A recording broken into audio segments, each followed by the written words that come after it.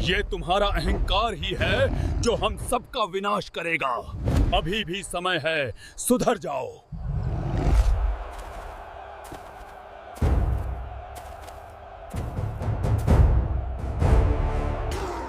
क्या होता है जब एक हारी हुई बाजी को जीतने के लिए रावण अपना सबसे विनाशकारी अस्त्र जगा देता है।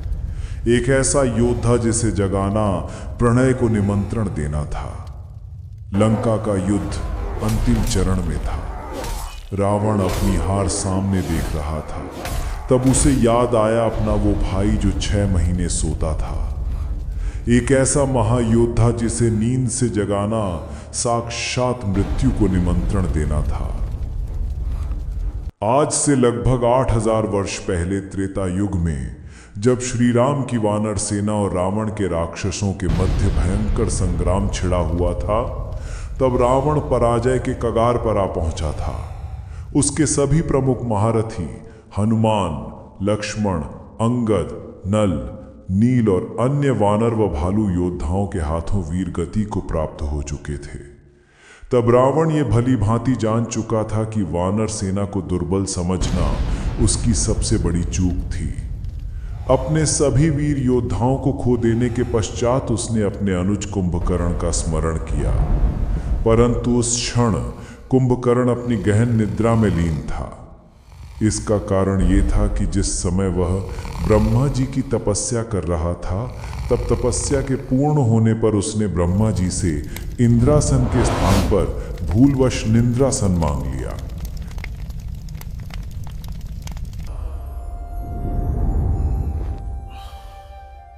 निद्रासन।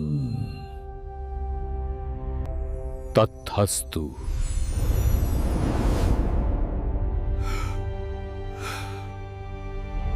जिसके पश्चात ब्रह्मा जी ने उसे सहर्ष वर्ष में 6 माह तक सोने का वरदान दे दिया। वास्तव में ब्रह्मा जी से वरदान मांगते समय देवी सरस्वती ने कुंभकर्ण की मति को फेर दिया था, जिस कारण वह वरदान मांगने में त्रुटि बैठा बैठा। इसके अतिरिक्त भी कुंभकर्ण को भगवान शिव और ब्रह्मा जी से अनेक सिद्धियां और वरदान मिले हुए थे।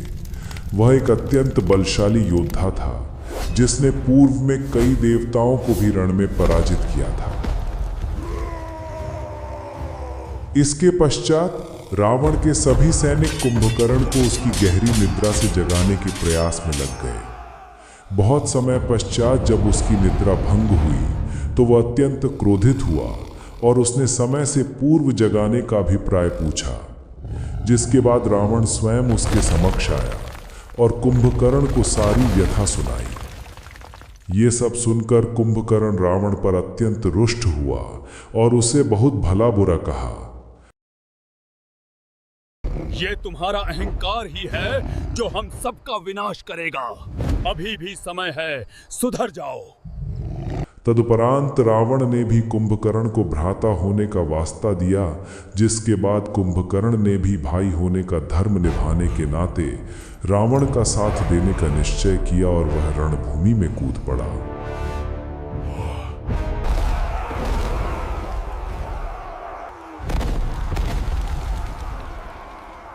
फिर इतने विशालकाय और विकराल राक्षस को देखकर वानरों और भालुओं की सेना में भगदड़ मच गई।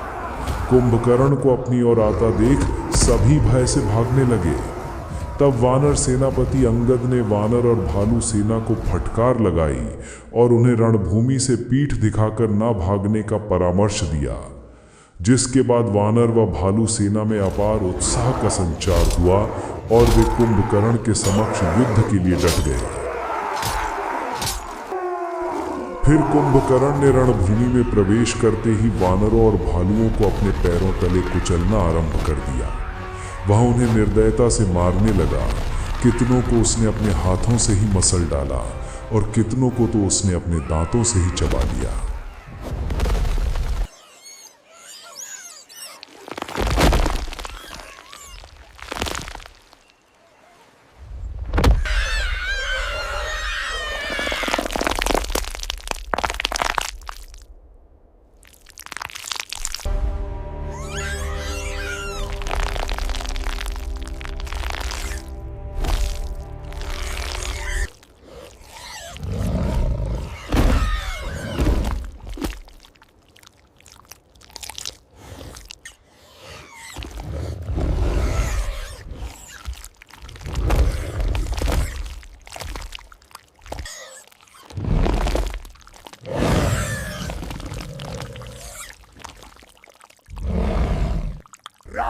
यह दृश्य देखकर वानरों के राजा सुग्रीव, अंगद और अन्य प्रमुख वानर योद्धाओं जैसे नल, नील, मंद, द्विविद ने कुंभकर्ण पर एक साथ आक्रमण कर दिया, परंतु वे कुंभकर्ण को कोई विशेष हानि ना पहुंचा सके।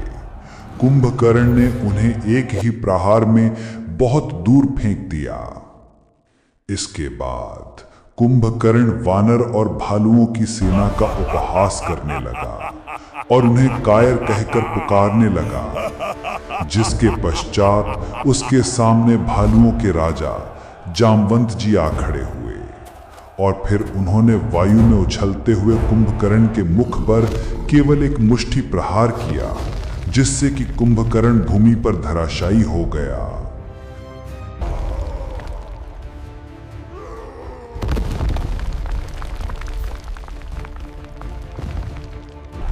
पर कुछ समय बाद कुंभकर्ण पुनः खड़ा हो गया और उसने वानर और भालू सेना पर दोबारा आक्रमण करना प्रारंभ कर दिया, जिसके बाद जामवंत जी ने हनुमान जी का आह्वान किया। इसके बाद फिर हनुमान जी कुंभकर्ण के समक्ष आ गए और उन्होंने भी अपना आकार कुंभकर्ण के जितना ही विशाल बना लिया।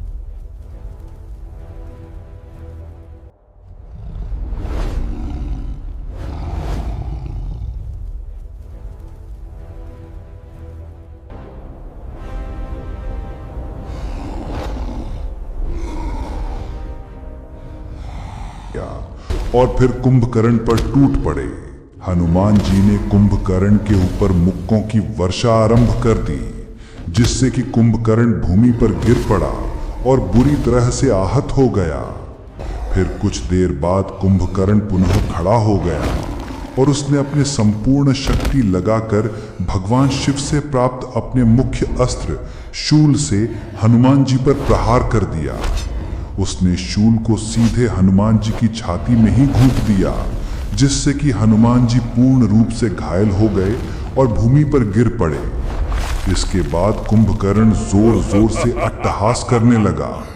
यह देख लक्ष्मण जी क्रोध से भर उठे और वे तीर धनुष लेकर सीधे कुंभकर्ण के सामने आ खड़े हुए और कुंभकर्ण को युद्ध के लिए ललकारने लगे।